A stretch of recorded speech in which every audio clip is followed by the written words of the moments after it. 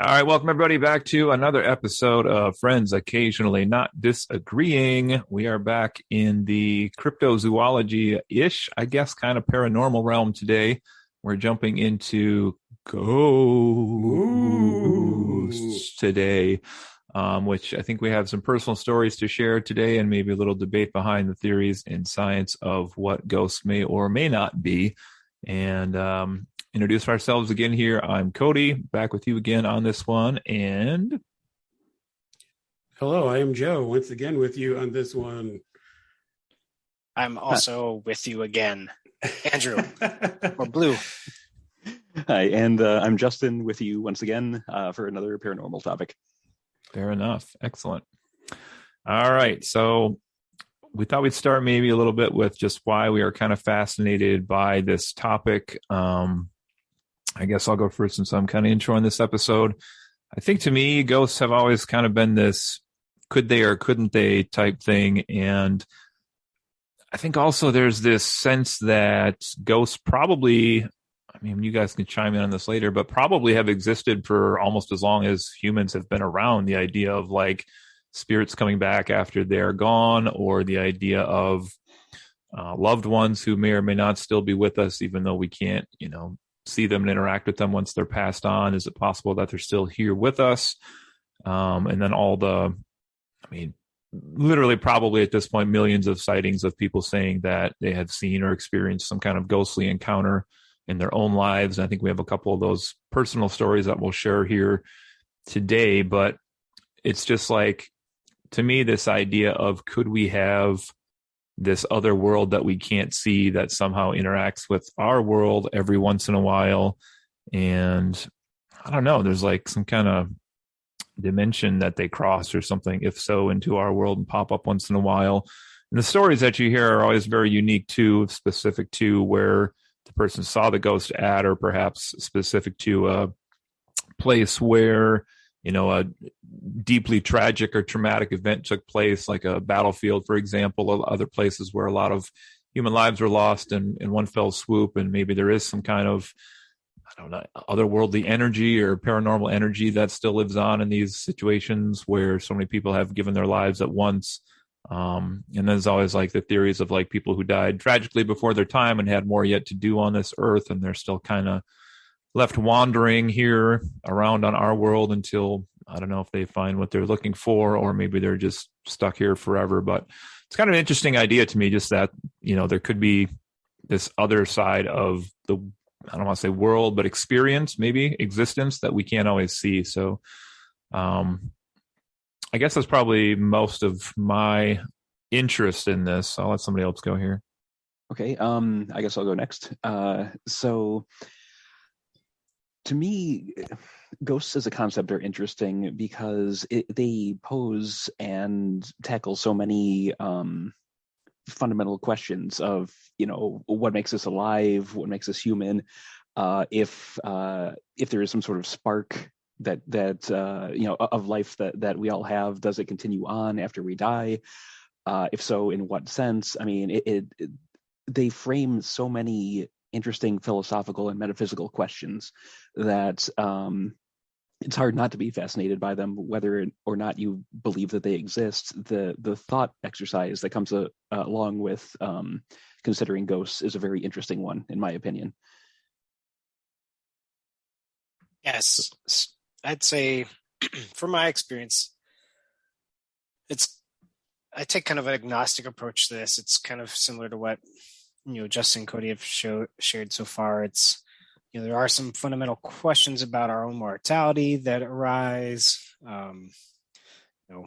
questioning of what's next. I've always heard the concept are ghosts, here because they had unfinished business in the mortal, when they were mortals, right? So for me, I have a lot of questions, but I'm also kind of like, I have the belief, is it, similar to religion in some sense of is there something metaphysical that comes after life? And so, I don't know the answers to it, but I find them to be a pretty interesting phenomenon.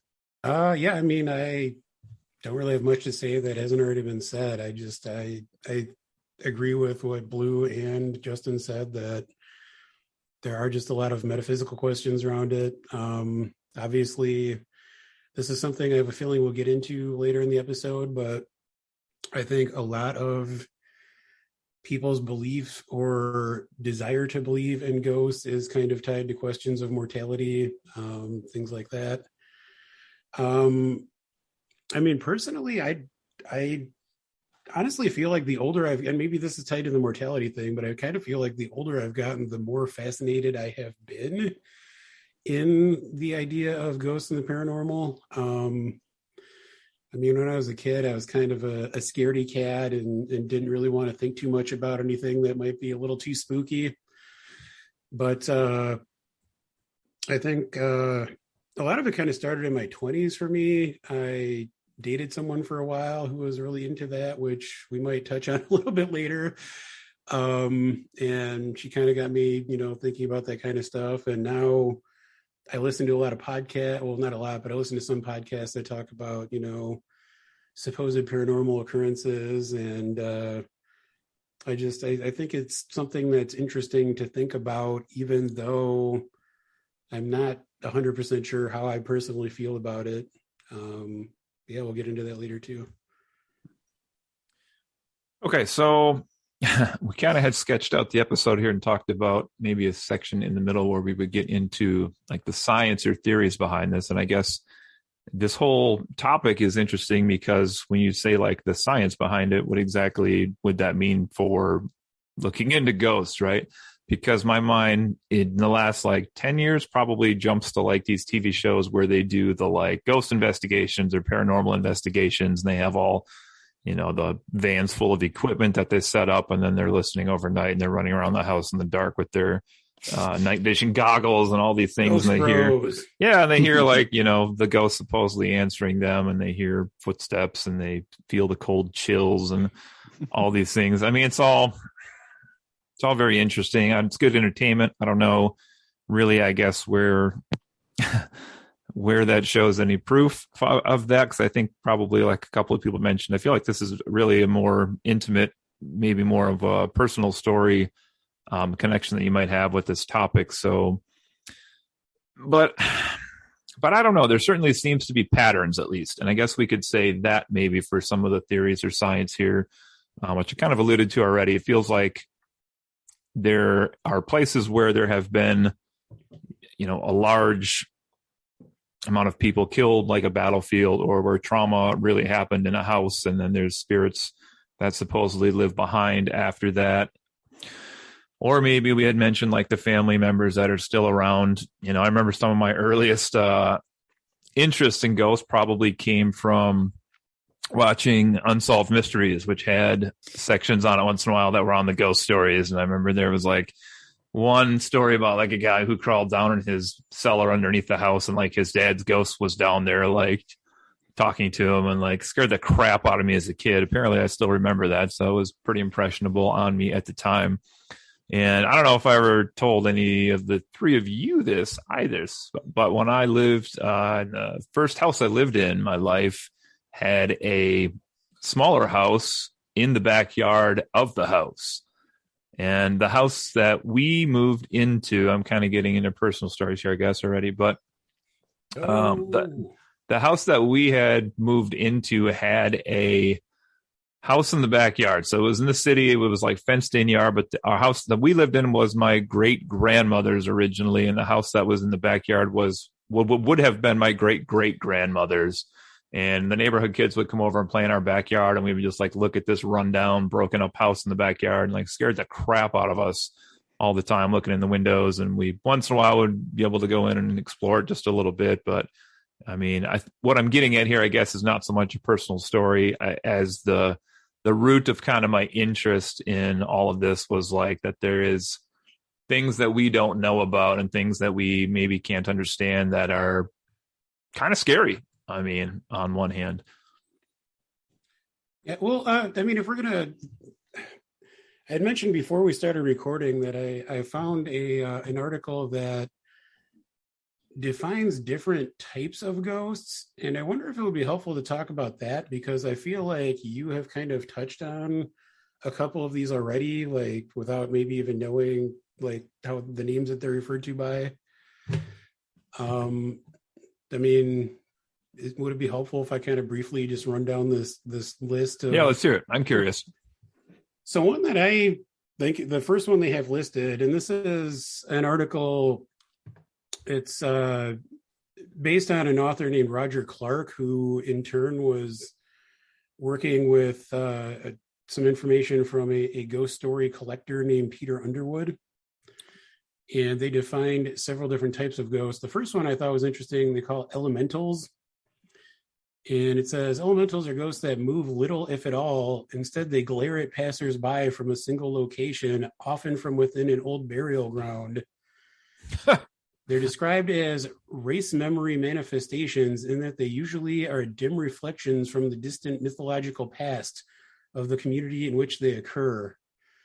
So it's interesting to me because, I mean, they call them elementals. It sounds like that is kind of like an ancient spirit that is like very much ingrained in a specific place and community. The next one they define is poltergeist, which I'm sure we've all heard of. Poltergeists, unlike most ghosts, have the ability to interact with the physical world. They can throw things and, you know, often are associated with kind of haunting specific people and trying to cause them distress or harm. I was curious if that was going to be on your list because I was trying to think before we got together tonight if I would consider a poltergeist and a ghost the same thing. So it's interesting. Yeah, there are some. Go ahead, Justin. Sorry. There are some theories that poltergeist activity isn't so much like an individual separate entity, doing this thing, but more like almost like a psychic kind of thing. I've heard that. Yeah, psychokinetic effects that triggered by stress or upheavals or that sort of thing. There was a school of thought that really kind of put that forth for a while, especially like turn of the last century. So again, just varying ways of kind of looking at the subject and the questions that arise from it. Yeah, that is really interesting. I mean, that's why I thought this list was interesting, because there are a couple where, I mean, we'll get into this as we go on, but as far as maybe looking at some different things that could cause ghostly phenomena. The next one they have are traditional or historical ghosts, which are, it says, are earthbound spirits of the dead. They put the haunt in haunted houses as well as other locations that were important to them when they were alive, where they frequently interact with the living. So I think those are the ones that a lot of people think of when they think about ghosts. Yeah. Those are the ones where it is like an afterlife incarnation of a person who is sentient and, can interact with their surroundings, but is stuck in a specific place. The next one is mental imprint manifestations, which is images or energies that are left over from a particular event, often a tragedy such as a murder or execution. So this would be kind of what you were talking about, Cody, with like battlefields or like houses where a lot of trauma has occurred. Yes. Where it's sort of an imprint in time, if you will, that is just tied to this particular place. I want to clarify that's not the same as the trauma caused by Battlefield Earth. Just to put that out there. It's a different trauma. That does linger, though. The important distinction, the distinction they make here is because they are energies rather than spirits, it's thought that they may lack consciousness. So that is really just kind of an imprint in time, as opposed to what they call historical ghosts, which are conscious and, can act with will. The next one they define is crisis or death survival apparitions, which is ghosts, usually of friends or loved ones, that appear to people who are dying or grievously injured. So I think we all probably have heard stories, someone is in a car accident or, has some sort of traumatic experience themselves, and they see someone who has died that was close to them. And, they're either there to like comfort them or try to bring them to the light or whatever. So that's kind of what that would be. The next one, which I thought was interesting, I feel like I've vaguely heard at least one example of this.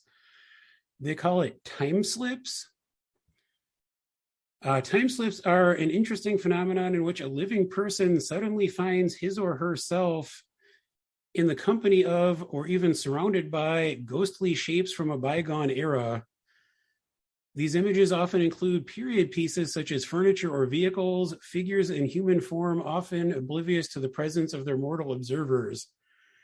Time slips are yet another case in which the ghost or ghosts involve maybe projections that lack consciousness of their own. So this is saying, I mean, it's similar to the idea of like the imprint in time, but this is saying that it could even be like inanimate objects. And I know that there's a cemetery, I think it's in Illinois, where people claim to have seen like a ghost house that will appear. Wow. And actually this reminds me, there's an episode of a podcast I listened to that has a story that I feel like would fall under this category. And then the last two, Ghosts of the Living, which this is another interesting concept. The ethereal doubles of living people. These uncanny reflections are seen in places where the living person is not and may never have been. In fact, the living original may be entirely ignorant of his or her ghostly duplicate. It's almost kind of like a doppelganger. Yeah. But, you know, I feel like I've heard some stories where, again, I feel like it is usually tied to some sort of like trauma or prevention of trauma. Like I've heard stories where like someone will appear to someone else and try to like warn them away from something. And then they find out that that person is, you know, states away or something, like couldn't have possibly been there. And then like the last one, go ahead, Cody. I was going to say like O.J. Simpson. Is that what you're talking about? Or? Oh, buddy. That's not. Okay, go ahead. Sorry.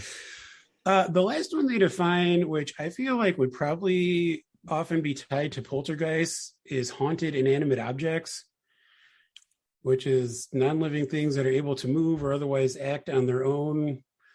Thinking a bed that rocks at night, a television that turns itself on or off, etc. I mean, I guess my question would be, how often is the object itself actually haunted versus having like a poltergeist or some external force interacting with it? But I mean, to me, I think the biggest sort of distinction to consider is, because I feel like if we were to take all these, you could divide them kind of into two groups. One would be a conscious sentient force that is interacting with its surroundings in the present. And the other would be the idea of the imprint in time, you know, something that's just kind of going through a loop.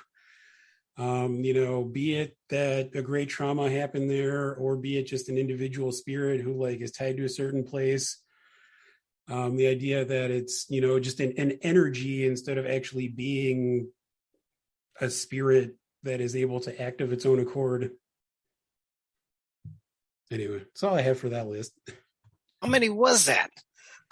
That was 8, I believe. Sounds right. But I don't know if there's any more like science stuff, or I mean, Justin, I don't want to like drag you into this unwillingly, but I believe you actually were in a paranormal research group at one point. I was. When I discovered that the university I had been going to actually had a dedicated paranormal research team, I decided, okay, when am I going to get another chance to check out something like this in person? So I decided to, go see what they were about, signed up, and I, was on board for about a year, give or take. The reasons I left were because there was it was actually the most mundane possible thing. There was some issue with the treasurer possibly embezzling money, and yeah. I mean, we can get in a minute. We can get into any experiences you've had, but were there like?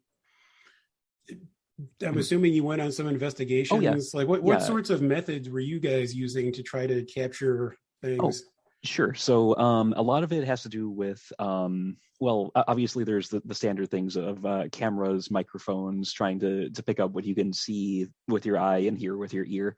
But there's also, you can bring in infrared equipment to try and see beyond the visible spectrum.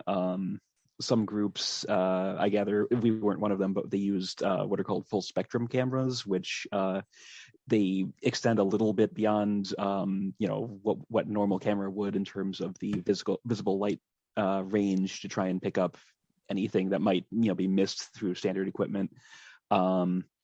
There's also microphones that pick up extremely low or extremely high frequencies. A lot of what you may have heard recordings of ghosts, are usually found in those ranges where it's, you'll be listening and in the background you'll hear someone's, a voice say like "get out" or what have you. Usually those aren't in ranges you or I would be able to hear. Usually they only get picked up on extremely low frequencies, usually referred to as ELFs, or sometimes extremely high frequencies, EHFs. So there's that. There's motion sensors. There's actually a lot of different equipment you can bring to bear. Electromagnetic field readers to try and pick up fluctuations in like the baseline energy of an area. So there's a lot of different stuff, and I can elaborate more on it in a bit if you want. But I don't necessarily want to hog the spotlight for too long here. That's fair. Yeah. Blue, you got anything on this part here? Science or theories as we get in? I don't have any theories. No, this is one topic where I just am not, in terms of the scientific aspects of it. I don't know as much. I find them fascinating. I think it's all very interesting, and I'm curious. Like the skeptic in me is like, I think that maybe that's where we can get into the weeds. Is how these are all man-made objects. How do we know like what they're picking up is scientifically accurate? Could it be explained in another way? Similarly to like a creationist point of view and how flawed the logic is, like I don't want to think about it in terms of, we don't have an explanation, or like an ancient aliens perspective of like, well, how do we know that it could only be aliens?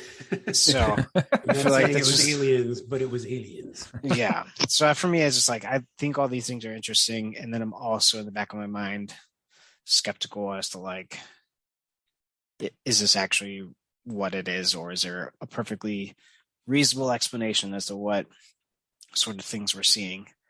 Somewhat like a Rorschach test, like you see what you want to see sometimes. So I think we should maybe establish, like, I think we are all, logical thinkers and generally look towards scientific explanations and are skeptical. I believe we all have, master's degrees and are educated gentlemen.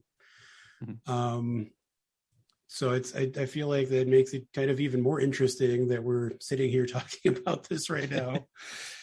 Yeah, that's true. Other people probably would not be having this conversation necessarily, or it would look completely different, kind of to what you're saying here. I was going to say one thing I find interesting about this topic too is to reference our Bigfoot episode we did a few episodes ago. Similar to Bigfoot, like I said, ghost hunters have all these TV shows they're on. But if you watch the Bigfoot TV shows, you can watch an hour long and they're like, we think we heard this one noise in the dark over in this direction. Must be a Bigfoot. And in the ghost shows, at least the ones I've watched, like every episode, they find ghosts, like no matter where they're at. They're like, something tapped on the pipe 3 times, something brushed past me, something made the room really cold. Like they find a ghost in every single episode. And I guess to Blue's point, like the skeptic is going to say, well, I guess A is it's just purely entertainment. Or B is they're like, I don't know, maybe some of the methods Justin's talking about, maybe they have better success ratio at finding a ghost when they go out. Well, if I can hop in about that, a lot of when you really get down to it, these shows need something to present to people. Otherwise, they're not going to stay on the air very long. And it's simple for someone to say, "Oh, did you feel that chill?" And we're sitting at home looking at a flat screen, and we can see and we can hear. We can't feel anything that they're supposedly feeling. So it's incredibly simple to just be like, "Oh man, I'm getting a strange feeling about this room or whatever," and we, as the audience, have no way to verify or really falsify that. So I do think a lot of the commercial ghost hunting programs are probably embellished to some degree. Yeah, I mean, even if they, see something in their infrared camera or capture an EVP or something, it takes a lot of faith on the part of the viewer to believe that it's real, because, I mean, like you said, Justin, if every episode they just didn't find anything, then no one would watch their show. Like, it would be pointless. Mm-hmm. And even with you mentioning EVPs, that is a very tricky thing to present without any sort of bias, because it is oftentimes electronic voice phenomena for listeners at home. Yes. Thank you. Because it's very easy, and you'll see this a lot in these shows, where they'll be like, "Oh, we caught this amazing thing on our EVP camera or our microphone," and they'll come back to the little trailer that they got set up or whatever, and they're like, "Okay, we're going to play this clip, and if you listen closely, you can hear a voice say, 'You shouldn't be here,' or something like that." And that primes you as the viewer to be listening for that. Yeah, the power of suggestion is definitely strong with those. Mm-hmm. Whereas if they just played it without that being in your head, you might just hear kind of a bunch of staticky background noise. But once you're listening for that, it's amazing what you can pick out of, just background sounds. So yeah, even the evidence that they sometimes present is, should be taken with a grain of salt. So, yes. Okay. Let's see here. Well, do we want to jump into personal stuff? Let's get personal. Yes. Here. Well, I guess I can go first since I'm talking at the moment. So, I have two stories I wanted to share on this podcast, and one involves me and one does not involve me. So which one should I go with first here? Hard to say. I would say start with the one that doesn't involve you. All right. We'll start with this one. So personal. I'm going to start with this one then. So this is it is a family story though. And so I don't know if you tend to believe your family more than other sources, but I certainly would in this case be more inclined to believe that this is a real event that took place based on immediate family members being involved with this. So the story takes place at my great-grandma's house. And a little fun historical context here. My great-grandma lived alone until the age of 91 in her house, and then she went to assisted living after that, but was a grand old lady at the time, and she lived in this little tiny house built at the base of a hill. And once upon a time, at the top of that hill, now there's an elementary school up there, but at the original time, this little house was built. The top of the hill was I guess the story tells me that it was a lumber baron, if you are familiar, like somebody who made their fortune off of lumber in the upper woods of Michigan. And the house at the bottom of the hill, originally, this is true for sure, was the servants' quarters for the people that lived at the top of the hill. So 100 years go by, whatever, and my great-grandma's living at this little house at the bottom of the hill. And I always preface this story by saying I love my great-grandma very deeply, and I always feel weird that this is like the story I tell about her sometimes. But anyway, so she lived by herself for a very long time, and as she got older and older, my mother and grandmother would be the ones that would do the basic day-to-day, week-to-week chores and routines at the house to kind of help her keep going at her house. And she, I guess, used to have problems sleeping at the house. And so my grandma and mom would ask her, like, "You don't look like you slept a lot last night. What's going on?" And she would always talk about these people that were in the house with her. And she referenced like watching TV it was a very small house, in the very small living room. And people would come in and like sit on the chairs and couches with her at night while she was watching TV. And she would complain often that, and I had been up there 2 or 3 times, there was an attic that was like the old style pull down attic ladder, and then you'd climb up to the top. very small, had a couple of beds up there and everything. And she would complain that the people upstairs had kept her up all night because they were clomping around in the attic upstairs and they were dancing or they were doing whatever up there for a long time. Well, as mentioned, basically everything in the house was kind of cleaned and moved and taken care of by my mom and my grandmother. And one day they went over to my great grandma's house. And again, she looked like she hadn't slept a lot last night. And they kind of asked her like what had happened this time. And she said she had woken up in the middle of the night and there was a man standing at the end of her bed who had an ice pick in his hands, threatening her, I guess, with the looks he was giving her. And I guess she had fallen back to sleep or passed out or whatever the case had been. And, you know, she tells the story to my mom and my grandma, and they're kind of like, okay, and like, sure, that happened, right? Like everything else. And my great grandma, I should mention also for you skeptics out there, probably had, you know, as most people that are 91 do, had been on a lot of medications at the time. And so the idea was always hallucinations or side effects from the medication or something like that. So here's where the story gets really creepy. And that is my Wasn't mom. already creepy? Yeah, it's already creepy. But I mean, that's like the skeptic would say that's just the medication. That's just the old age. That's the whatever. My mom and grandma are cleaning the house shortly after this. And in my great grandmother's bedroom, under the foot of the bed, they pull out an old axe pick. Now, my mom and grandma had already been the ones that had cleaned this house for several years before this at this point, as in they knew what was located in all the drawers and the closets and the cubbies and the basement and everything else and had placed it there pretty much themselves at that point. And they had never seen this ice pick before. That happened to line up with my great grandmother's story that she told that night or that next day or whatever the case is. And they can't really explain where this came from. Or how the story came to be. But eventually, my great-grandma moved into assisted living, and my epilogue to this particular story, I guess, is it took them a while, but they did manage to sell the house to a younger couple who didn't need a lot of space yet, didn't have kids or anything. And my mom worked at a grocery store at the time, and oddly enough, the lady that bought the house came up to my mom one day while she was working and said, hey, you know, did your great grandma ever say any stories about like weird things at the house? And my mom was like, what do you mean? And apparently this lady basically said that they had been hearing people moving around in the house and talking in the house at night. And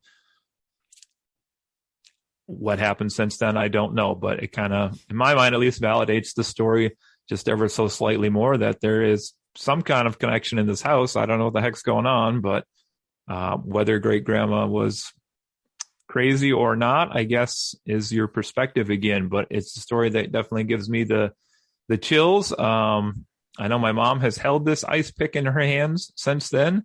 I don't know where it ended up at, if it stayed at the house or where it ended at, but hopefully not.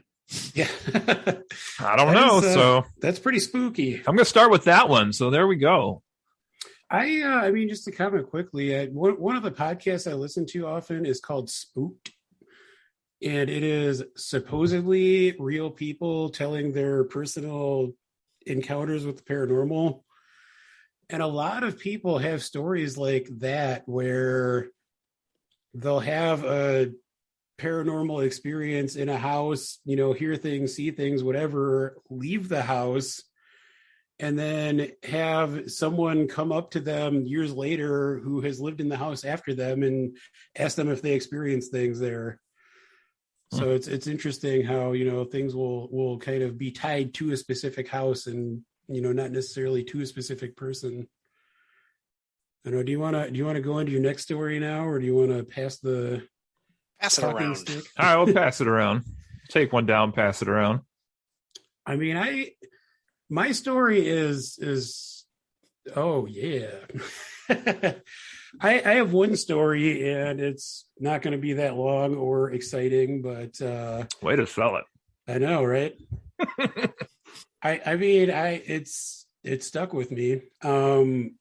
So for a while when I was in college, my freshman and sophomore year, I went to school, as we all did, at Northern Michigan University in the Upper Peninsula of Michigan. But for my first couple of years during the summer, I moved back with my family in Illinois, moved back in with my parents. And I worked at the same job that I had in high school. I was at a hospital. It doesn't really matter. But this one summer, I was working a late night shift from 4 p.m. to 12:30 a.m. every night. And I'm going to get this part out of the way because I don't want it to come at the end like, ooh, extra spooky. But it happened to be on Halloween. So this takes place. I had gotten off work at 12:30, like Halloween night into the next morning. And I know a lot of people tend to think that the veil between realms is maybe a little bit thinner on Halloween. And I mean, not just Halloween, but obviously there's like Dia de los Muertos. There are different cultures that believe that there is more of an opening to the spiritual realm that time of year, or, those specific days. But anyway, I got off work this one night and I was driving home, and it was a road that has 2 lanes going each direction. I was in the left-hand lane, and I pulled up to a stoplight, and there was a car in the right-hand lane. So sitting at the stoplight, waiting for it to change, I glance over to the car to my right, and standing between my car and that car, there's just a person, like a guy, just looks like a male figure wearing like a coat, jeans, whatever, but just standing there, not moving, just standing right between our cars. So at first, I don't think too much of it, which in retrospect is kind of weird because it's strange that there would be a guy standing there. But I'm just like, okay, there's a guy there, whatever. Look back up at the traffic light to see if it's changed. It hasn't. So I look back over and there's no one there. And I look around in all directions. There's like no sign of a person. Even if this person had been there and took off running as fast as he could, there's no way that he would have been able to get away to where I wouldn't be able to see him in the like split second that I looked away and looked back. He just laid down. Yeah, he took your catalytic converter. Yeah, maybe he just laid right in the middle of the street. I don't know what happened that night. I can't think of a logical explanation for it. I mean, it's a busy road. It's First Avenue, which is a pretty busy road there in Illinois. So it's possible someone might have gotten run over at that intersection and this was the thing. It's possible it was nothing and I hallucinated it, but it's something that's always kind of just stuck in my brain that I just don't have a logical explanation for.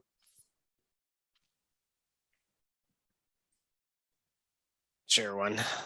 So I have a couple, so I think I'll share one right now briefly, and then we can come back if there's time. But first one involves, I forget what it was. One winter, I was pretty excited. I went to bed, and in the middle of the night, I got visited by a ghost. And they say, "Hey, I'm the ghost of Christmas past." And I was going to ask if that was what they said. Yeah, they said, "I'm the ghost of Christmas past. And we're going to go and talk about all your wrongdoings." And long story short, I did that with Ghost Present and Ghost Future. Said I was going to die. I was like, yeah, I know everyone's going to die. I don't give a shit. But anywho, yeah, no, that's the plot of Christmas Carol. Anywho, my real story. There's one time I was at NMU and I was doing an art class up at the art music. What do you call it? The art building. Yes. Those walls. What was that thing called? Yeah, that one.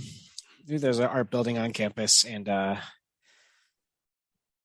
just working on a project and getting it going, and got all my materials laid out and started working on it, and then just was spinning this pottery wheel, and all of a sudden I felt like, did Patrick Swayze come up behind you? yeah, he said, say you're so sexy in Roadhouse. Dirty Dancing. Unchained Melody start playing in the background. Oh, my love. Yeah. All right. Sorry. Real ghost story now. I promise. I won't be realist here, but I will say I think it's a segue. It's just how prevalent ghost stories are. Either malevolent ones like Poltergeist or The Shining. I think that the representations in media are really interesting. I think we've only talked about TV shows, but I think there's ones where are spooky, but then there's ones that are also, like Coco, a really good Disney film that talks about Dia de los Muertos, and that's really fascinating in terms of how it represents the dead and how they might be spirits beyond that. But for me, the weird personal one is. Do you think it's going to be another one? But I promise. I don't know at this point. No, so it was like the winter of 2014. So my grandmother had been diagnosed with lung cancer and had slowly, went through treatments, but we found out that was beyond that she was going to be passing away and went into hospice care. And so we knew. I talked to her kind of a few days before I went and saw her, and she was in, clearly at the end of her life. But that night, we had a really weird snowstorm, and it was just, glittery snow that was just falling. And it was I had never seen snow that just looked the way it did. And then we went to bed, and my wife was like, I had the weirdest dream that your grandmother was just dancing in this shimmering dress. And, she was just absolutely beautiful. And I was like, spot on, from my point of view, matched the way that the snow was falling that evening. So kind of like a weird metaphysical thing that maybe I just, the skeptic in you could be like, yeah, that's what you're visualizing, because, there was a commonality there. But for me, for my wife to have, we found out the next day that she had passed away that way. So was this a farewell message from her as she was departing this world? I don't know. But for me, that was a last moment that, she was letting us know that, the flame of her life was being extinguished that morning, and saying goodbye. So for me, it's not necessarily a ghost story, but somewhat of it. But I'll share another one a little bit later that's kind of spooky, but that one's just kind of interesting. I feel like that is almost that could be its own category of ghost or apparition, because I've heard a lot of similar stories to that, where a loved one will appear to someone and there's no way that they could actually physically be there, and then the next day that person has died, or it's they're making one last appearance to that person before they pass on and leave. Yeah, I mean, it's to go back to a film reference. Have you ever seen Moana? I love that movie. Yeah, you know how the grandmother passes away, and then there's this huge manta ray that swims by, or either fly, I forget, one way or the other. That representation. It swims. It's in the ocean. Yeah, it's just interesting from that point of view. For me, it was just that was not. Was it a coincidence? I don't think so. No, I think Disney commissioned the movie. Oh yeah, they did. Oh, okay. That was me and my grandmother. Oh, yeah. Coincidence. Yeah. You and your grandmother commissioned Moana? We did. Who's your grandmother? Dwayne The Rock Johnson? You're welcome. Awesome. Yeah, I'll share another one here. I was just going to say too, in a turn. Oh, sorry, Justin, go ahead. It's okay. I'm going to be kind of the odd one out here, because despite being part of a paranormal research team and having an interest in this sort of thing since I was a kid, pretty much, I actually don't have any firsthand personal stories to share. I mean, I'm someone who at various points in my life has gone looking for this sort of thing, hoping to see something, hoping to get a glimpse that might suggest, oh, all this stuff, it actually might have something to it. And despite all of that, like on the investigations we went to when I was part of the paranormal research team, never really encountered anything. I don't know if they were just duds, so to speak. But I recall a couple of stories, from investigations that they did before I joined, and a lot of them seemed like they could have had mundane explanations. And I appreciated that about the group, that they, would explore that sort of thing, and they would take into account that, okay, maybe this could be explained by something else. A common thread with things that they could explain often seem to be tied to electromagnetic fields, where the human brain can in certain circumstances be very susceptible to changes in the surrounding electromagnetic fields around you. This isn't exactly a ghost story. I'm going a little off the beaten path, but this is all I really have for this part of it. But there have been studies from various organizations, including NASA. I'm looking at one from 1981 here, detailing the various physiological and mental effects that electromagnetic fields or charges can have on a person. And they range from anything from physiological things like headaches or muscle pains to psychological things like feelings of fear or depression, mood swings, that sort of thing. So a lot of, or at least some of what the team that I had been a part of had gone to investigate could be summed up to, so we went through the house to this room where people, kept saying they were seeing figures in the doorway, like as they were trying to go to sleep. And we canvassed it as best we could, and we ended up detecting some really weird electromagnetic patterns from your alarm clock, and which sounds silly, but there was something malfunctioning in it where it was generating, I don't remember the exact figures, but ranges that a digital alarm clock should not be generating. And at certain times where certain things were set, I don't remember if it was around the alarm or just like at a certain point of night or whatever, but the ranges would go out of whack, and that's generally correlated with when people would start to see things. If they move the clock, it wasn't they moved the clock, they had an electrician go in, the family that is, and take a look at that socket, fixed it, and from what I gather, the sighting stopped. So again, that's not a firsthand experience, but it's connected to something that I was connected to, and there were more than one case of that sort of thing where it seemed very strange. What people were experiencing seemed very strange, seemed very unearthly, and yet they were able to be boiled down to a mundane explanation, which is kind of disappointing in a way, but that's kind of how all of my research into this has been. Either I've seen nothing, or I've seen things that can be explained without any supernatural agency. So sorry to be a downer, sorry to be the kind of the contrarian here, but that's fine. No, I think it's awesome to hear that perspective. And I mean, it's good to know that, the group you were in would go do what they could to debunk things instead of, I feel like maybe it's just on TV or whatever, but I'm sure that there are like actual groups out there too who want to believe so badly that they, won't do their due diligence and try to find the actual explanation for things. So that's a cool perspective to get. Mm-hmm. Let's go throw some more ideas out here quick before I get to my sex story. But I was just finding, I was kind of curious because I was. So you were the inspiration for that scene in Ghostbusters. Which one? The blowjob scene. The deity from the painting. That's me. All right. Anyway. I was just curious. Like, I just did a quick Google search here, like what percentage of Americans believe in ghosts. And from a 2021 poll, so fairly recently, in last October. Now, granted, this was near Halloween, so I would guess that would probably slightly influence results here to the positive. But it said 2 in 5 Americans believe ghosts exist.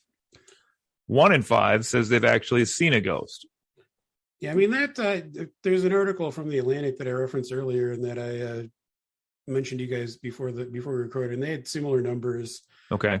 They had, I think it was 40-something% of Americans said that they believe in it. Interestingly, slightly over 50% of UK residents said that they believe in ghosts. Here we go. 42% of Americans say they believe in ghosts. 52% of UK residents. They also say, and this one I'm looking at here, this is a YouGov survey. They had 43% of adults also say they believe demons exist in this world. That's a pretty high percentage. What was that percentage again? 43. Wow, that seems Demons. really high to me. Demons are more popular than ghosts. Now keep in mind they also have 8 to 9% say werewolves and vampires exist. So I don't know about that. 51% of Republicans say demons are real. 34% of Democrats agree. What percent of Republicans think Democrats are demons? 99, it says here. Oh, 99. Let's see, anything else in here? No, basically. No, but I was just going to say it's kind of this. How do I want to word this here? Like, I feel like we kind of mentioned at the beginning of this episode how ghosts are like this prevalent cultural phenomenon that's just like everywhere, right? Like at this point, it's so ingrained in like culture that whether or not they're real, I don't think the idea of ghosts is going to go away anytime soon because it's just here. So I was just thinking of today I told my kids randomly, I was like, hey, we're doing our episode tonight, stay downstairs, don't make a lot of noise. And they were like, what's your episode on? And I said, we're going to do ghosts tonight. And they said, oh, like the guy in our house? For real. And I was like, what are you talking Seriously? about? Yeah. And my daughter was like, I see him sometimes at night in the house. Like when I can't sleep at night, he's there. He's always kind of like blurry and shadowy. And I was like, well, so an interesting follow-up to that is last night, the kids were in the basement and Karen came home from work and was upstairs sleeping. And I swear I saw someone walk like out of my dining room around the corner into my kitchen. And I even said, Karen, is that you? And like no one answered. And then I got up and there was, of course, no one there. So I was just thinking of that. And then like I was just thinking of more stuff as we keep going here. The house that I referenced my parents and I lived in back in town was my great grandma's house, different great grandma than the one I told the story about earlier. But apparently she was known for always getting a midnight snack. And the first floor of the house was basically like this circle that you could walk around. I used to run around it all the time as a kid. And my parents, my mom, and especially said because they slept on the ground floor, I slept on the second floor, that like at night they would hear somebody making paces like to the refrigerator location basically. And they were like, that's grandma's getting her midnight snack. And I'm like, what the hell? But no, it's just weird because so I was just thinking too, like we stopped at Mammoth Cave National Park on the way back from the south this past summer. And we stayed at like one of their older lodges on property, like an old cabin motel-y type thing. And even there, like the kids were asleep in one bed and Karen was with me. And like, I swear I saw like somebody walk into our bathroom, like from our room we were in. And I was like, is that the kids? And the kids were asleep. And I was like, I don't know. So I don't discount that a lot of that's what I'm saying. I don't discount kind of probably more what Justin says, even beyond the like suggestion and science that you can use to prove something is I feel like a lot of what people mistake as a ghost is probably more easily explained, right? They're hallucinating, they're tired, it's the shadows, it's light effect, it's whatever. Yeah. So I do think there's that, but I'll share my other story tonight. Well, I mean, if I can chime in for a second, I think what you say is interesting too, though, because this is something that they mentioned on one of the other podcasts I listened to. A lot of people, I think most people probably would identify as skeptics. I think the four of us would probably, in general, identify as skeptics. But I feel if you kind of get into it and start talking to, I would say probably the majority of people, most people have at least one story where it's like, oh, but there was this one thing, even if you dig into it and can figure out a logical explanation for it at some point, I feel like most people have something that they've experienced at some point that just doesn't have an obvious explanation. And I mean, I don't know if that is where this belief in ghosts come from. I don't know if it's interesting that, I mean, as opposed to, we did the episode about Bigfoot, and none of us on that episode thought that Bigfoot was likely to exist. I feel like most people have some sort of experience that might incline them to at least like stop and question whether ghosts could be real. The other thing, which, I mean, maybe I can ask you about this when you're done with your story, is, let's do that. Tell us your other story, and then I have a question for you. And we're going to tell you it's not real. Yeah, we're going to do that thing. All right, so my preeminent ghost story here that I have told many times. I don't know, I've probably shared it with you guys in the past, or maybe not, but I actually like to break this out because I like to have fun in class. So if it happens to be a Friday the 13th or a Halloween week at school, sometimes I'll like to break a sex story out in class. That's not what I said, Joe. You said before it was a sex story. Nope, not true. But anyway, this is again back at college again, and you all, if Joe, did you live in the dorms too? You must have, right, at some point. West Hall's the best hall, baby. That's right. Okay. But anyway, all right. So this job I had 1 year. This would have been, oh boy, this would have been after my junior year, I guess, of college, and I was in Spalding Hall, which I would trust Justin. Is that still there, or did that get knocked down finally? Spalding is still there. Spalding's still there? I think so. Yeah. Just kind of chilling by itself. People aren't in it anymore, right? Not at this point. Same with West. It's just, I don't think there's anybody in West at this point. I've heard talk that one's going to get torn down at some point, but Okay. Nothing yet.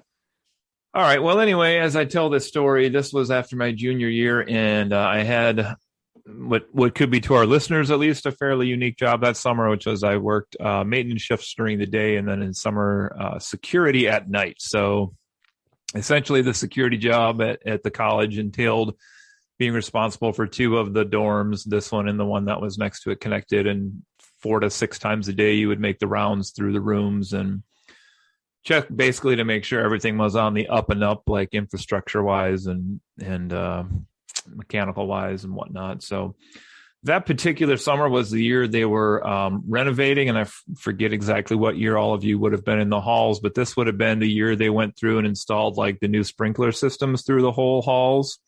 So there were constantly people in and out of these buildings and making messes and turning lights on and maybe accidentally leaving a water on here and there in the rooms.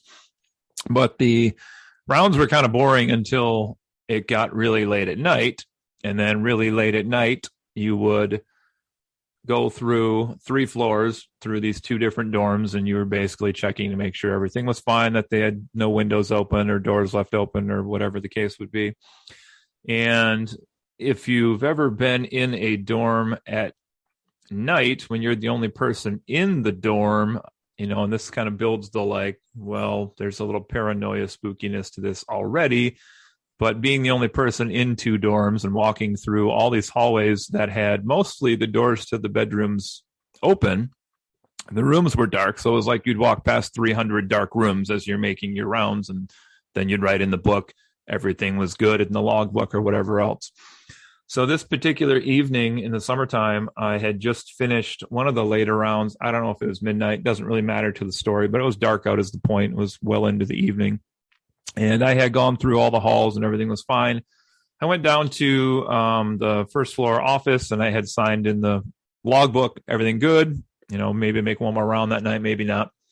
And had walked up to the 3rd floor of the hall I was in, Spalding, and then walked down. It was like long hall and short hall. So walked down long hall and turned the corner, which had like where the resident advisor would live in the nook of the corner there, and the TV room on the opposite corner. And I had turned the corner, and not so like to visualize this from home, the corner was like the TV room door. And then right after that was the first suite, because that's how the rooms are set up at this college. You had the 2 bedrooms that shared a bathroom. So I turned past the TV room door and maybe just past that first dorm room door. And as I was heading to the second door, which would have been the adjoining room of the suite, I could hear all of the Joe just held something up to the camera.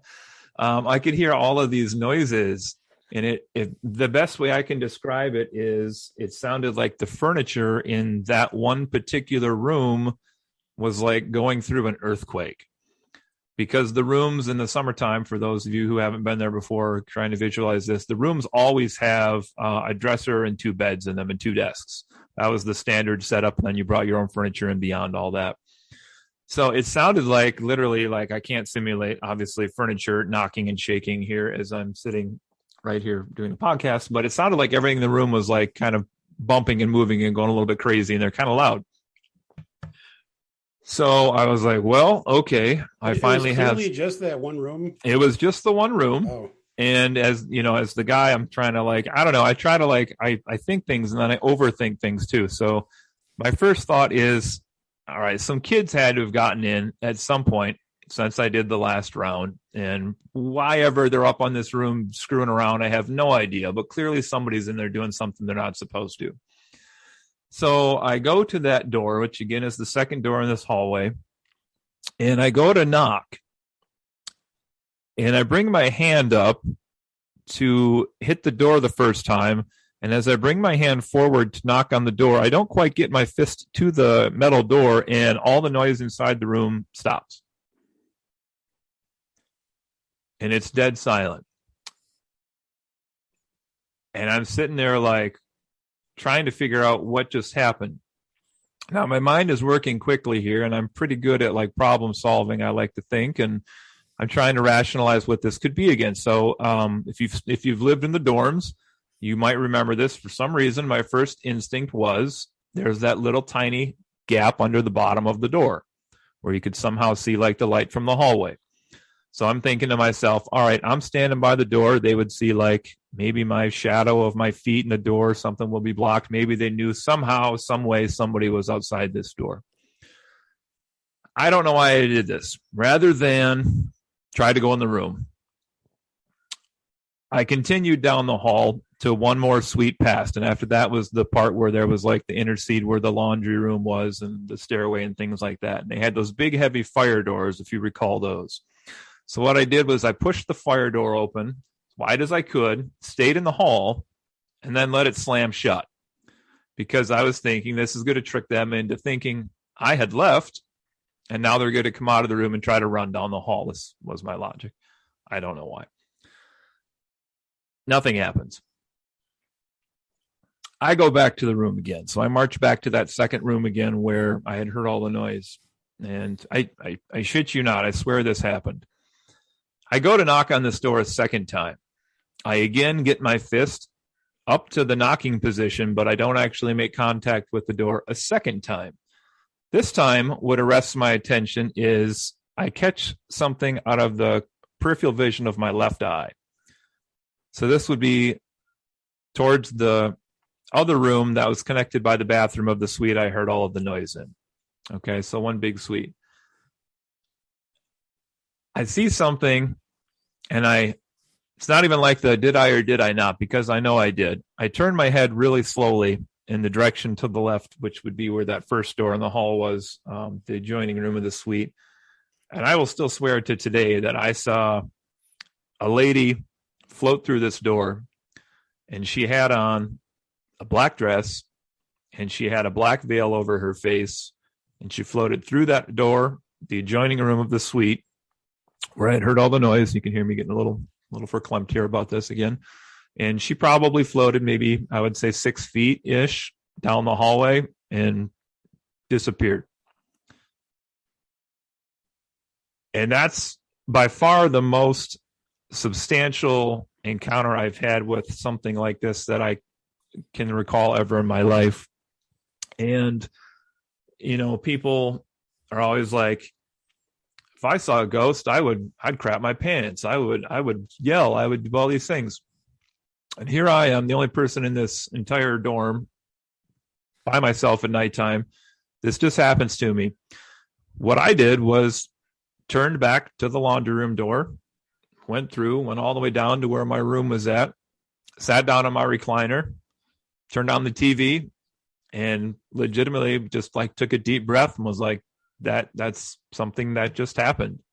Like there was no fear, there was no uneasiness. It was just like strangeness is a better word to put it. Like it was just this weird event that happened that I lived through. So all I know is I was going to ask you. What's that? That is exactly what I was going to ask you. How did you feel after it happened? Because this is again something they talked about on the podcast I listened to. Yeah. You think if you experience something like that it's going to like ruin your life. You know, like you said, you're going to shit yourself. It's this like crazy, mind-blowing, life-altering event. But what happens is that's a thing that happened. Yeah. Like it's weird. Like it's weird how quickly you accept it and just kind of move on. And like, you know, that's a part of a chapter of your life, but it's not, you know, like you don't obsess over it and like spend the rest of your life trying to like explain it or like researching ghosts, or it's just like, okay, that's a thing that I experienced. Yeah. And ever since then, I've spent my whole life researching it and trying to explain it. No, I'm joking. No, actually, I don't know. So we used to joke afterwards because then all the students moved in the fall, and you know, we wrote a song called the Ode to Spalding or something like that, where we put that in the lyrics, the ghost of Grace Spalding, who the hall was named after. So I don't know why she would have been there, because I don't know that she ever visited the place to begin with. So I don't know who it was. I don't know what it was. And it's just a weird story for me because, like, to the skeptics, could I have mistakenly seen something out of the corner of my eye? Sure, I could have. Could I have turned my head to the left and have seen what I think I saw? Less likely. Could I have explained the noise I heard in that room before all that took place? Even less likely. So I don't know. I don't know what happened that day, but it's still by far, like, personal experience, the most weird thing I've had happen to me. That is by far probably the closest thing to a firsthand that we will have. Secondhand for us, but yeah, that's slightly terrifying. Yeah. Yeah, I mean, honestly, like, even the noise in the room, you know, like the logical part of my brain is like, maybe it was like the raccoons that got in the steam, building, or like it could have been any number of things. But I mean, it sounds like you saw something like pretty clearly, like the woman that you said you saw. Like, I don't know how one would explain that.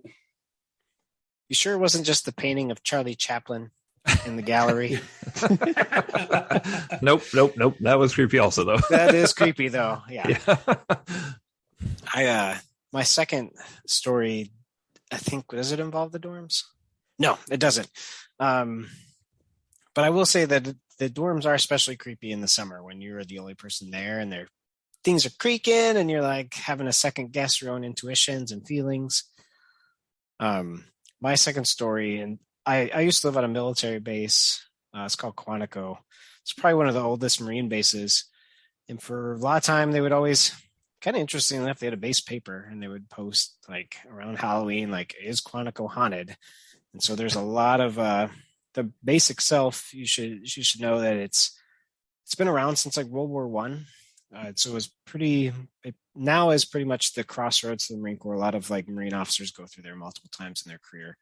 And so the barracks and the family housing is, alleged to have been built either not on Native American burial grounds, but like the land had been taken at one point from the First Nations and like other places in this country. There's an assumption that there might be ghosts because of its storied history. But this one particular, was a girlfriend's house that I was at, just hanging out with her and her family. If you can picture this, kind of like a rectangular style ranch house, and two sets of bedrooms. One, if you there's a little hallway if you go over to the right, and one if you go over to the left. And contextually, like, my girlfriend was like, this place is creepy. It's haunted. Like, there always get these feelings. There's always like this presence that when you're here, you feel like this otherworldly presence. So I'm like, okay, sure. But, I'm kind of not convinced here. So these hallways are, split up by a door. And so it closes the bedrooms off. And then if you were to go through the doors, you could get to the bedrooms. There's 4 bedrooms in each beach house here. And the living room and kitchen were kind of this main area when you went in the front door. And you were just sitting there. The whole family is like sitting there at that moment. So, it's not anyone else. The doors that allow you to enter the bedrooms are closed. And then all of a sudden, like, our door just opens up from completely closed. Like the latch had been completely stuck. So it's not even, I guess you could, in theory, be skeptical and think like, well, the door wasn't fully latched. The doors were plumb. They didn't like open on their own. But all of a sudden, this door just opens up and creaks all the way open, as if like somebody was opening the door and walking through it. And I was like, well, I think I need to go. So the phenomenon of like what Joe was just hinting at, I was like, screw this. My skin crawled and I was like, I have to get out of here. So my parasympathetic nervous system was like, yep, you're going to die. You need to get out of here. And so I just like left my girlfriend at the time. I was like, well, see you later. So I find it interesting because, and I don't know if you may have had similar experiences of like, something doesn't sit well with you and you can just feel like your skin crawling and some sort of like nervous system response where your like hair stands on end on your arms. But I can recall many times like walking around on that base, there's plenty of old like trails that before the base was requisitioned, like must have been farm or abandoned farmlands. And so, when spring would come along, the telltale signs would be like you'd see daffodils sprouting up, along kind of the trail that would be its old driveway.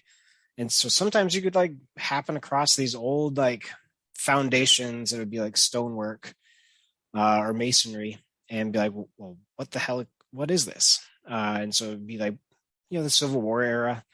And you could just feel like I would just walk up and find this driveway and be like, just all of a sudden feel my skin crawl like, oh, this is creepy or unnerving. But, I think there's a lot of stories there of like the base housing, because it was so old, there would be servants that would have, for some of the officers that would live up in the attic spaces. And so there's a lot of weird like stories around that base. And, I only have that one firsthand story, but I also have a lot of friends who are like, there's some weird, creepy things that happen in the housing that we live in. And, there would be sharing of those stories as, rumors or just, getting to hear those weird stories of being on base and how old this base was.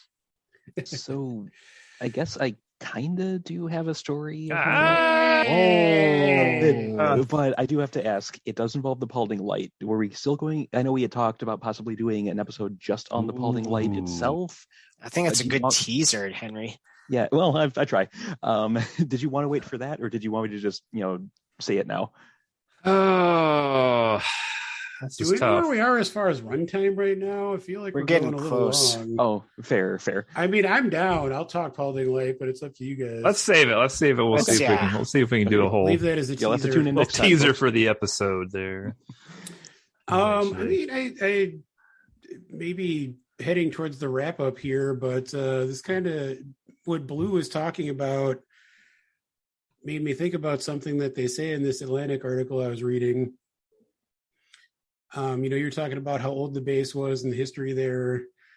I mean, it makes sense, but apparently if you're told a place is haunted, you're more likely to experience something that you perceive as paranormal happening there.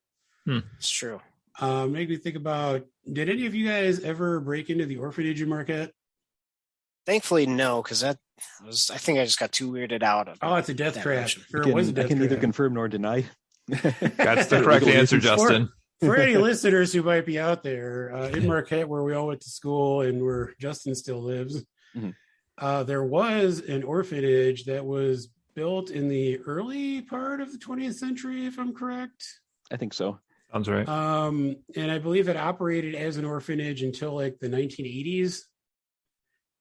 And then it got shut down and was abandoned for many years. And while we were all at school up there, was abandoned and shuttered, windows boarded, and for a while it was fairly easy to sneak in there.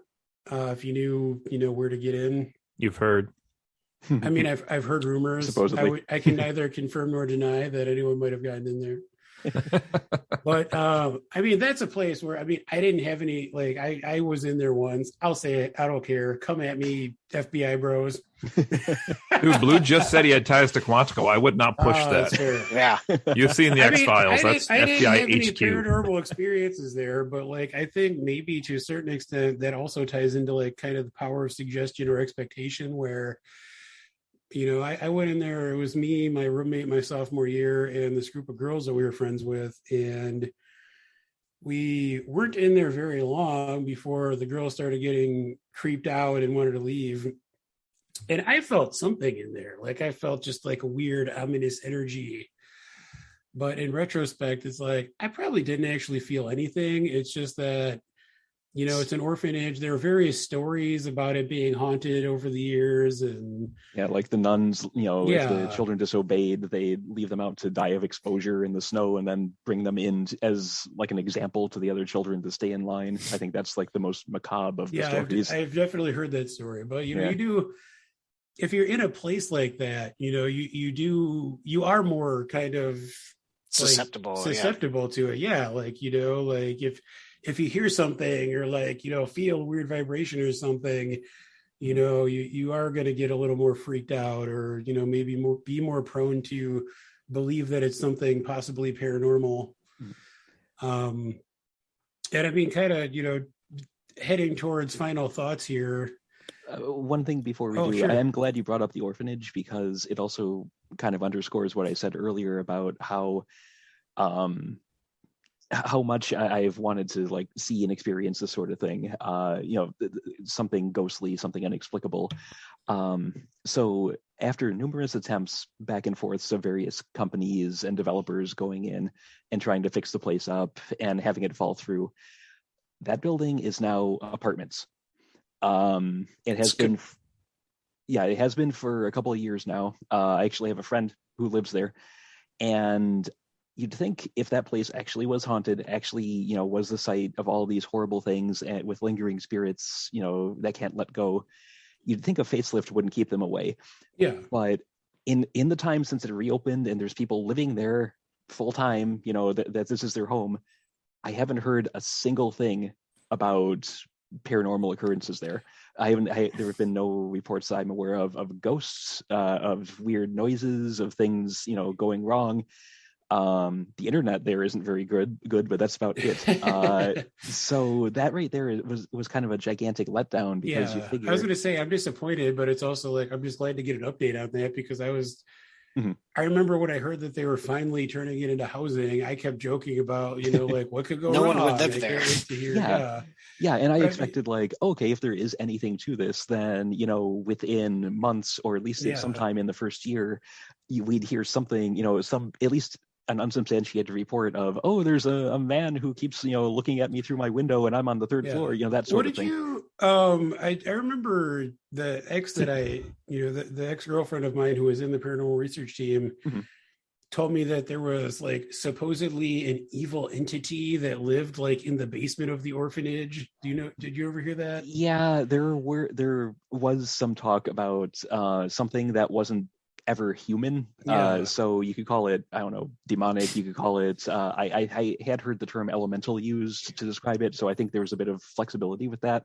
But I had heard when I was part of the group, some talk that whatever was there predated the orphanage itself, or it arose when all these horrible things happened, but that it wasn't like a ghost of a child, or it wasn't a ghost of one of the nuns that worked there, that it was something else, that it was something that was malevolent just in and of itself, and that it was tied to the place. I'm sure it's not like the furnace from the Home Alone house. Maybe.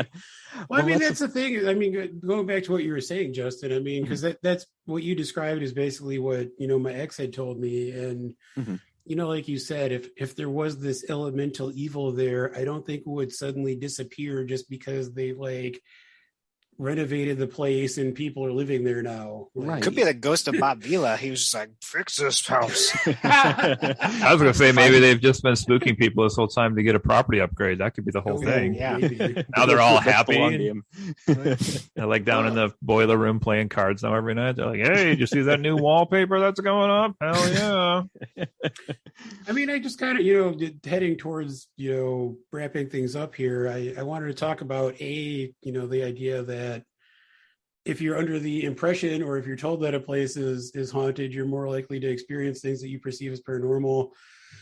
The other thing they mentioned in this article that I thought was interesting, which actually, this was my first thought when you were telling your story about your great grandma, Cody, although your sort of denouement of that story maybe changed my mind a little bit.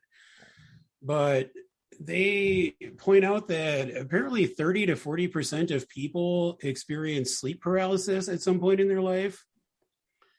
So they discuss the fact that a lot of what people believe are paranormal experiences are actually tied to that. I mean, sleep paralysis being when you wake up while you're still in a state of REM sleep. So basically dreaming while you are kind of perceiving yourself to be awake. That Justin, I have experienced. Okay. It only happened once or twice. It was a long time ago at this point. Probably, I was still living in my parents' house, so 20 plus years. Where I woke up, my eyes were open. I was looking around my room, but I couldn't move. And it was actually once I kind of realized that, okay, I'm awake, I'm conscious, I'm looking around, but nothing is responding.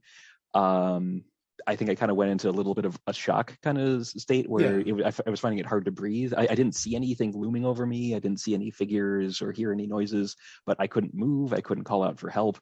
It was traumatic for a very different, reason than, seeing ghosts or anything like that. But that is something I can attest to. And it's a lot to take in when it happens to you for the first time and you don't know what's going on. Yeah, I mean, I've never experienced it personally, but I mean, I know a lot of people. I mean, Alexis, my wife, has had it multiple times, I'm pretty sure. But I mean, if you're waking and you're still in that REM sleep, it's not uncommon for people to see figures or, see things kind of looming over them, like you said. I'm kind of, before we get to final thoughts as far as what we think is possible, I just wanted to kind of bring in the kind of skeptical side of things again. I mean, that's a possible explanation for a lot of things. The other thing is, they talked to a professor of psychology, and he says that hallucination is a lot more common than a lot of people realize. That it's not entirely uncommon for people who, otherwise are completely sane and, out of nowhere, it's not entirely uncommon for people to have like minor hallucinations and see things. And one of his, bigger points is, and this is, I think, going back to what Justin was talking about with his experience with the paranormal group and, kind of skeptics in general, a lot of what people experience as paranormal can be explained rationally if you dig deep enough. And a lot of people historically, and I think this is probably, I mean, as we said earlier, the idea of ghosts and the paranormal goes back millennia. People have been describing these experiences for millennia. But to a certain extent, at least, it is a way of explaining things that are otherwise unexplainable. People experience things that they can't immediately understand or explain. So it must be a ghost. Like, it must be something paranormal. So, I mean, honestly, I'm still not entirely sure how I feel, even having the experience I had. I'm sure there could be a rational explanation for that. I mean, do you guys have any final thoughts just before we get into kind of ranking the likelihood that we feel of ghosts being possible? Do you have any thoughts as far as just the research or just kind of the other thing I mentioned this at the beginning I think one of the main driving factors too is the idea of mortality. I think a lot of people want to believe that ghosts are possible and are real because that is proof of some sort of afterlife. Mm-hmm. And I mean, I would put myself in that category. I'm terrified of dying. Like it's I can't even think about it. It's horrifying to me. I don't recommend it. I mean, I'll do my damnedest to avoid it, but I mean, there is some comfort in the idea that there might be something afterwards, even if it's not heaven, even if it is a ghost kind of repeating a cycle, like just the idea that there's something that, it's not just a switch turning off when you die. And I think that might be responsible for, the fact that approximately half of the population believes in ghosts. I don't know. Here's my thought is, go back to Cody's percentages of what he shared, how many people believe in ghosts. But I mean, what the population of the world right now is 7 billion. If you quantified how many people have ever lived, it's about 100, including the people who are living right now. It's 107 billion people. So if ghosts were real, and this is where I'm kind of playing my hand here a little bit, is don't you think it would be a little bit more prevalent based on how many people exist and have ever existed? I mean, you could get into some theories of like where the diaspora of where humans lived in population centers, but however, like the amount of surface area that humans have covered and traversed over our history leads me to believe that, like, I feel like there should be more prevalence and experience or exposure. Yeah, there should just be ghosts everywhere. Yeah. I mean, that makes sense. I guess I never even really thought about it that way. I guess the counterpoint to that would be, if you're saying there's 7 billion people in the world today, then you're also saying like 3.3 billion people believe that there are ghosts. It's true. So that's a hell of a lot of people that believe in ghosts as well. Yeah, and actually that article I read, I think it was like 28.5% of people in a study said that they had experienced what they would describe as paranormal activity. So that's almost a third of the people. Like that's pretty huge. Yeah. Any last thoughts before we just kind of pop off our vote here on how likely it is that ghosts could exist? Can I do one more thing? Yeah. That's what it is. Yeah. Remember, our listeners can only hear us, not see us. Yeah. Oh, yeah. So I think the other thing psychologically, and the human brain is not as quick of a processing unit as we would hope we would believe. And so like the active processing power, I believe, ranges from like 60 bits to something around maybe a kilobyte or two in terms of processing things that are around us or what we have our attention to. So like if we were distracted, not even a Nintendo 64 level of power.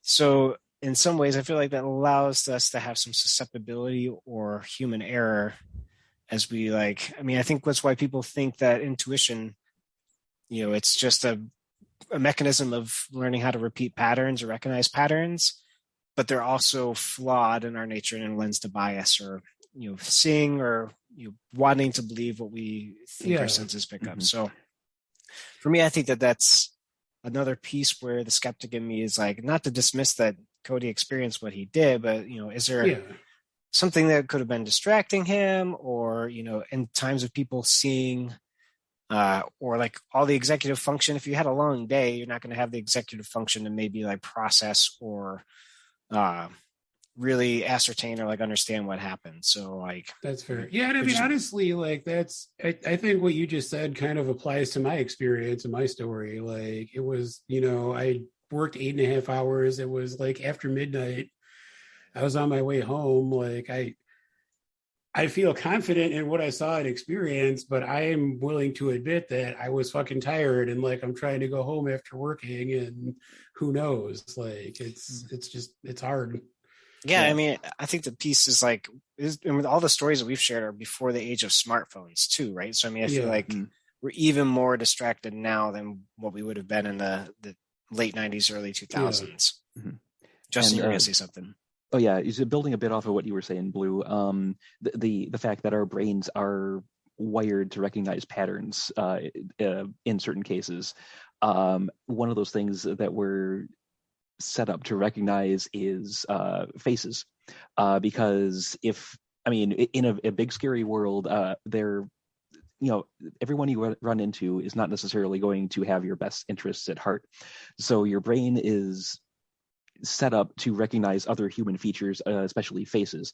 So in terms of like photographs of ghosts, or alleged photographs of ghosts, or shapes that have kind of a human bearing to them, in a way it's kind of people seeing what they want to see, because evolutionarily it's better to, if you're in like the woods, it's better to see like the face of someone off trying to sneak up around you that isn't really there, than to miss someone who actually is and have them kill you.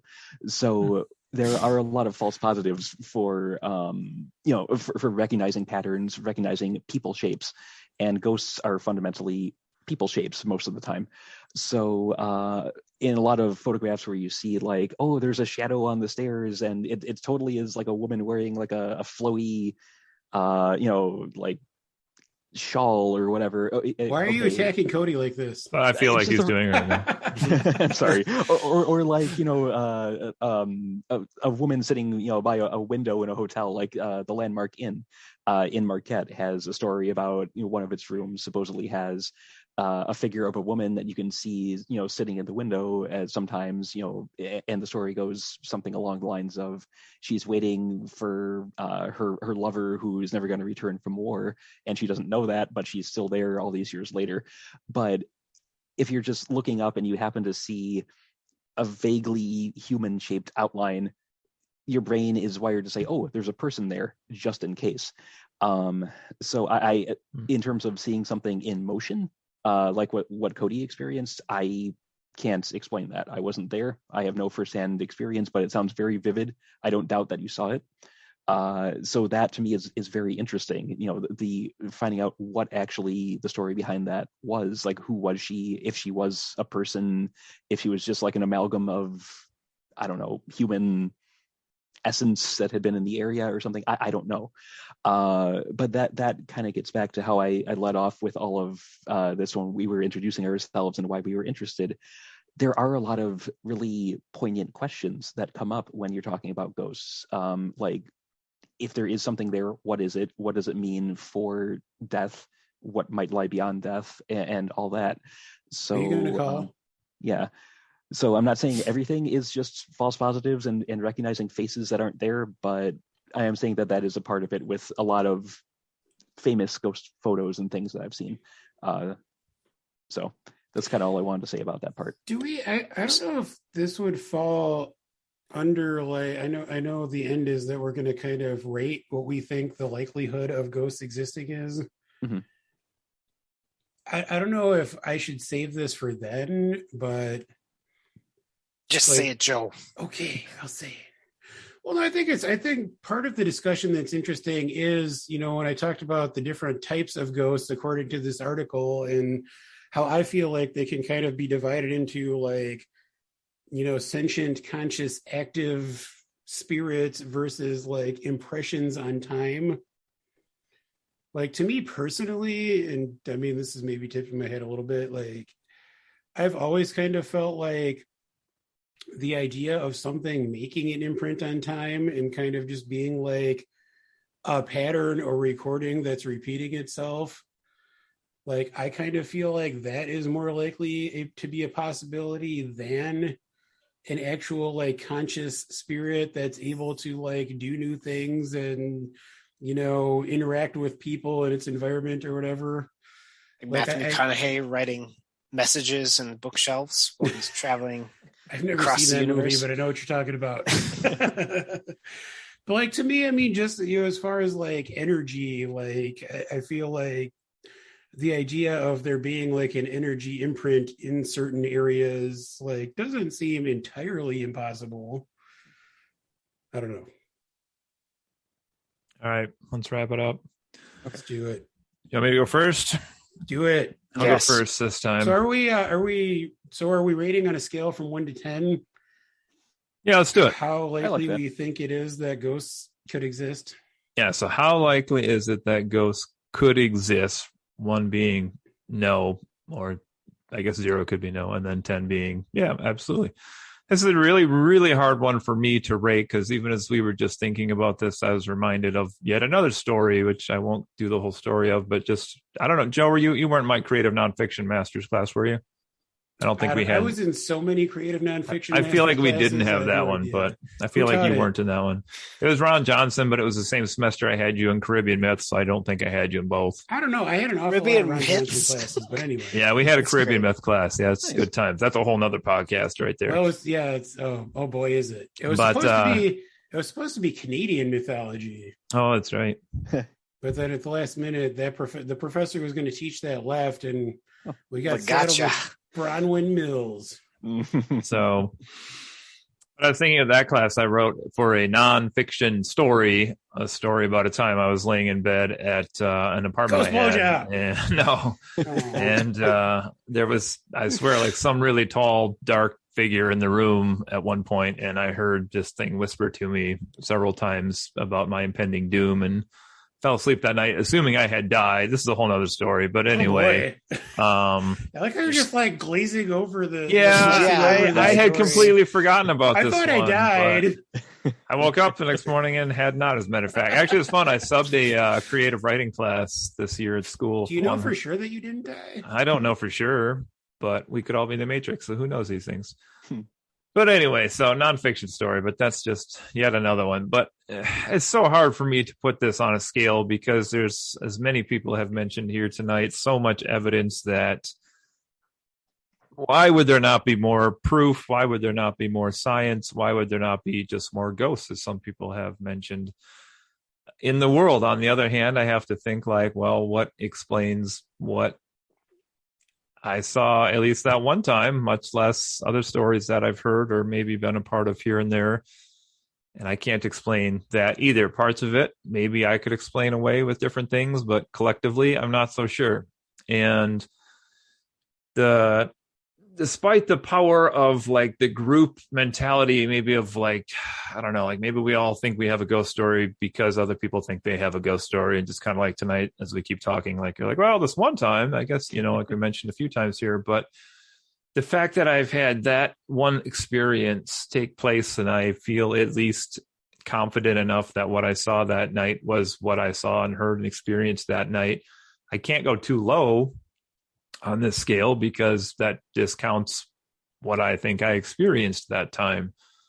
But I also can't go too high because I can't say that everybody else who hasn't had an experience or seen a ghost or things that could be easily explained, you know, is like the opposite side of the coin. So I guess how likely is it that ghosts could exist? I will put myself at a solid 5 on this because I do believe there is enough collective experience in the world that scrape away everything else, kind of like we did with the Bigfoot stories or even the ghost shows. Like if you scrape everything else away, I still think there's something there beneath all that. And so I'm going to go 5 out of 10 on this one today for ghosts. I'm a bit more lenient on this one than I was on Bigfoot because ghosts fundamentally, based on our working definition of you know, the standard ghost as being like some sort of energy impression of a person or a thing that is usually not easily detectable by normal means. That's a lot more ephemeral. That's a lot harder to just say, oh, you know, it's not there because, you know, it might not be visible to the naked eye. It might not be, you know, in all the in places you would expect. But like Blue said, if it was a common thing, then we would have ghosts everywhere. If they're real and it's not a common thing, well, what determines who ends up becoming a ghost? Like, why do we see certain people and not others? Even in like times of war or horrible tragedies, you know, why isn't everyone visible as still sticking around as a ghost, even if they all died in similarly horrible ways? So there's a lot of back and forth on this in my mind. Like I said, I've wanted to believe in this sort of thing pretty much as long as I can remember. But also, for as long as I can remember, I haven't found any tangible, solid firsthand evidence that leads me to say, okay, this is something that I fundamentally can't explain, and maybe it is actually what we could consider a ghost. That said, a lot of people do report this sort of thing. A lot of people also report aliens and, going back to Bigfoot. So accounts don't always mean that they're reliable accounts. That said, I've seen a UFO, Henry. I'll fight you. No, Bigfoot is a ghost. Bigfoot is a ghost. On that note, Joe, I also have seen something in the sky that probably ball lightning, but Ball lightning. But as it stands, I can't fully identify it. So I've also seen it by the literal definition, a UFO. But we're getting kind of far afield here. I'd say there's more evidence for ghosts than Bigfoot. A lot of it has been disproven over the years. A lot of it is still kind of anomalous. If ghosts are some sort of energy, then what sort of energy are they? And I haven't seen any, or read any sort of explanation for that really would point to, okay, they're this part of the electromagnetic spectrum, or they are this other thing, or whatever. It's just kind of like this big anomalous question mark as to what they actually are and how they manifest if they are real. Part of me still wants to believe, the whole X-Files, poster, but I'm going to need to see more evidence to really say that I can believe they're more than speculation. So I'm going to rate them as a 4, that they might exist.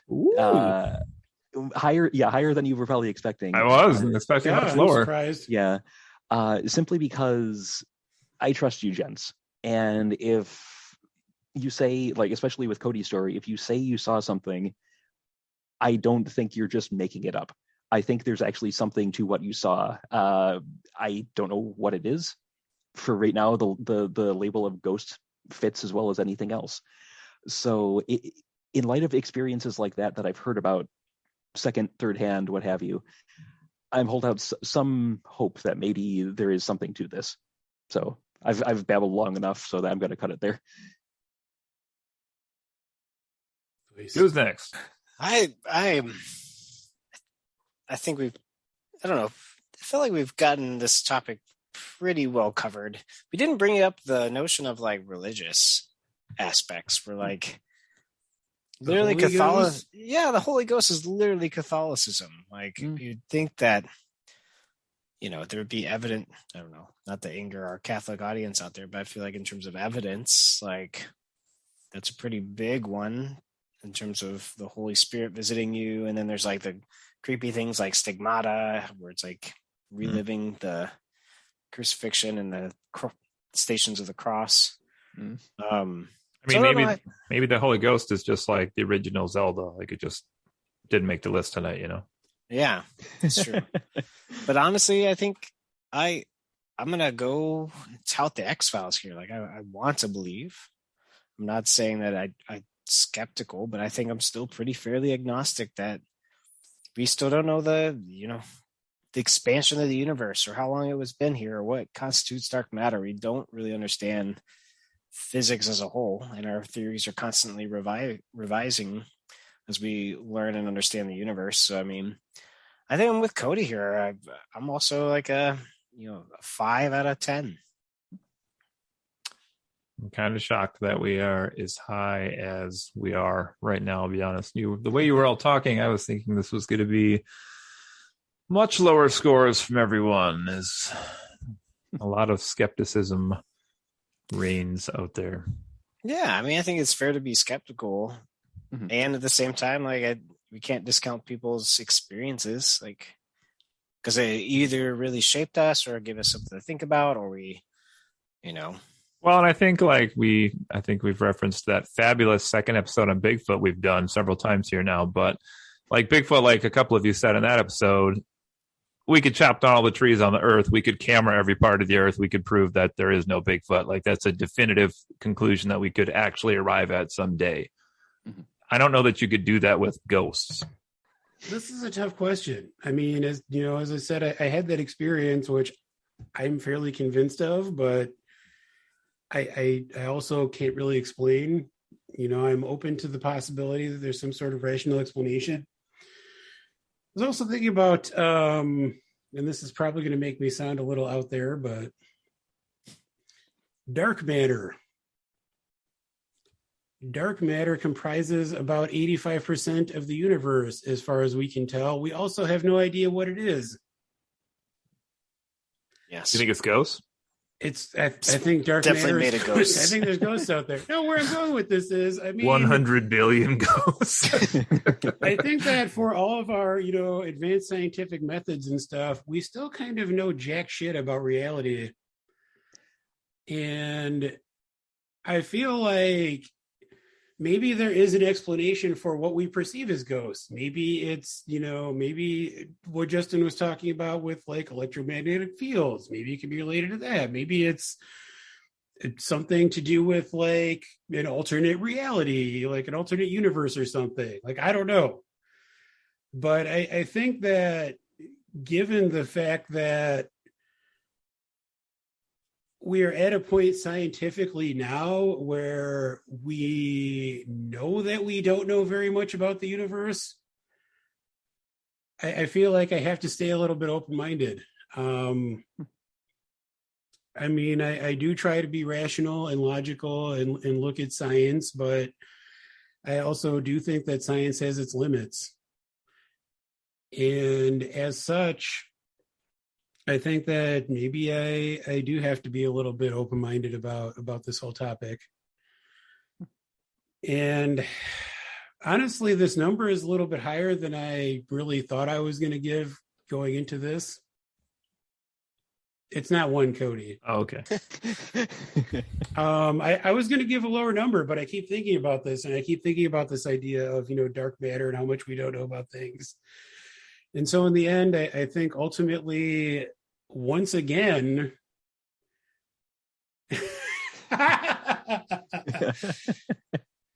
as has been the case for every single episode except our Nirvana versus Foo Fighters one, I believe I align with Cody Fleming. What's our average then? Let's do some And I have to go with competition. 5 out of 10. Well, here's why. I mean, I'm tempted to say 6, but that just seems a little bit too much for me. Okay. Oh, we got 5, 5, 5, and 4. Is that our scores? I Yeah. think so. Yeah. Wow. But I mean, I feel like 5 is kind of a good agnostic number, and I don't know. Like, I honestly don't know. You know, even having the experience I had, I'm open to the possibility of a reasonable explanation for that. But I also feel like too many people have stories, too many people have experiences, and there's just too much about the world and the universe that we don't know. And, you know, like you said, Bigfoot, people have stories about that, but I feel like that is more of a corporeal thing where we would have been able to figure something out by now. Mm-hmm. This just, you know, even if it is just energy, like energy impressions or whatever, like I feel like there's a possibility that there's something going on that we have not quite captured and been able to explain. If So we could I'm gonna say capture 5 out it, of 10. we know for sure we would be using it for an energy source. I mean, We have that's cars true. that are powered off of ghosts. Yeah. So, Anyway, Is 5 you're out of wailing 10. for an 8-hour road trip? yeah. Ghost power. Pull up to the station. They're like, we haven't had any ghosts around here lately. Sorry. No. We're out of business. So Blue says we have a 4.7 average today, which I will point out is very close to what the people polled in the survey for how many Yeah, people it's believe true. in ghosts. Oh, So man. there we go. Come I'm full allowed circle. to have one final thought. No. Maybe. I just Go wanted ahead. to say that Busted makes me feel good. Oh. Bustin makes me feel good. Is that All right. Ghostbusters reference? Yes, it is. I think it is. Yeah, it is. All right, I think that is about it for this week's podcast on ghosts, everyone. We all agreed we'd sing the theme song to take us out today. So we're friends and we're occasionally not disagreeing. Yes, excellent. We're working on that. That was spontaneous. That kind of worked. So, all Okay, till we get back to you again next week with some other stuff we got in the pipelines here. I'm Cody signing off for today. I'm Joe. Bye, everyone. Bye. I'm Justin signing off. Stay spooky, everyone. Ooh, spooky. Bye, guys.